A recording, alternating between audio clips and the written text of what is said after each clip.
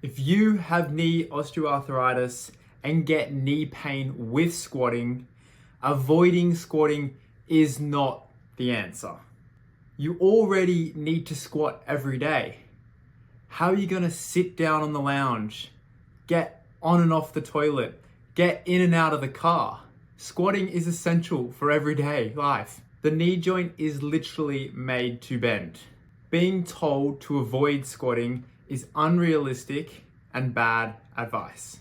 In this video, I'm going to show you 5 variations of the squat that you can start and then build up to a pain-free squat. Squatting is such an amazing exercise for building the range of motion, which is the flexibility of your knee, as well as building the strength to support your knee joint. Squatting will actually reduce your knee pain in the long run, not make it worse. And just a reminder that everything you see in this video is general in nature and does not substitute for an assessment by a health professional. And before starting any new exercise regime, make sure you get checked out by your doc. And if these exercises really hurt you, I recommend just stopping them.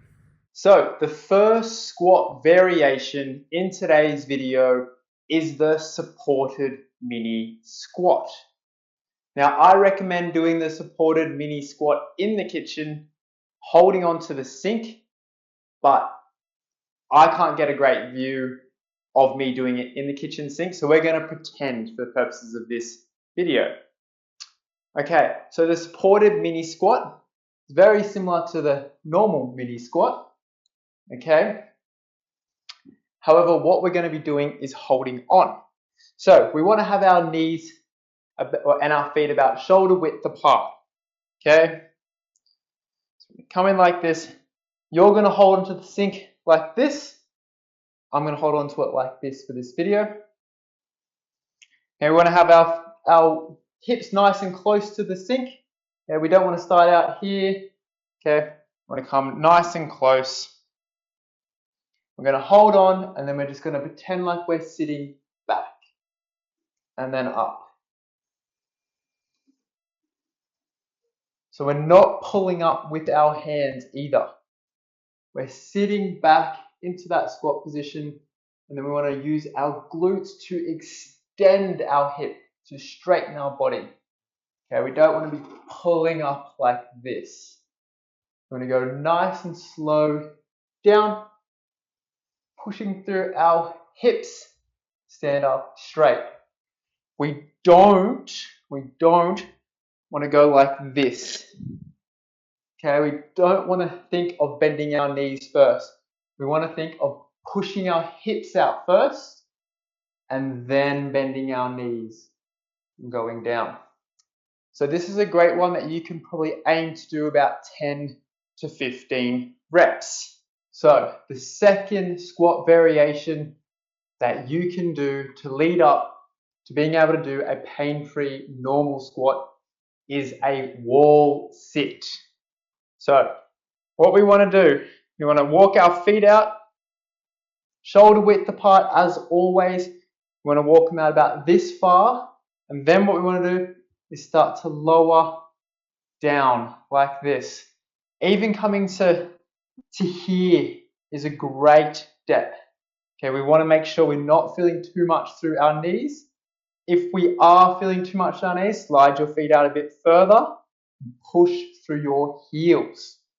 Okay, in this position, we're going to really be engaging our quads. So we can come down further if you want it to be a bit more difficult. And we can sit like this. We want to be building up to about 20 to 30 second holds. Now, if you find this too easy, what we can do, okay, is walk out again, all right? And if this is the affected side, what we can do is walk out our non-affected side, come down, and then we can sit like this. And now we're pretty much doing a single leg variation, which, as you can see, is quite hard. Okay, and then come back up. If that's too difficult, you can just put the opposite leg, the unaffected side, just a little bit further in front, just like this. And that should be a bit more of a challenge through the affected side. So squat variation 3 is similar to the wall squat. Typically, I get my patients to do this with a yoga ball or a foam roller on their back, but I understand that not everyone has those things, and I don't want you to go out and buy things. So what we'll do is try and get on a cotton shirt or something that with it's a bit slippery. Okay? And what we want to do, we want to set up just like the wall squat or the wall sit, sorry. And what we want to do is we want to come down, sliding, and then push up and down and up. And now we're doing the full movement. We're bending our knee, but we're able to push against the wall, so not as much pressure is going through our knees. So again, we want to aim for about 10 to 15. As always, make sure this door can hold your weight or go off just a normal wall. So the fourth variation of the squat that you can do from your living room is the sumo box squat. So for the setup, all you need is a normal chair. You can use some textbooks, some pillows, or something just to make that seat height a little bit higher. Then it's the same as a normal box squat. What we want to do is have our feet about 1.5 times shoulder width. We want to have our toes facing out that way, so not straight, out, and then all we're going to do is come down, touch, and then up. Again, we don't want to be going down like this. We're sitting back to touch. I want you to compare that to having a narrow stance and coming down. It is a lot harder with a narrow stance. This is why this one's a good variation if you have knee pain and you struggle with squatting.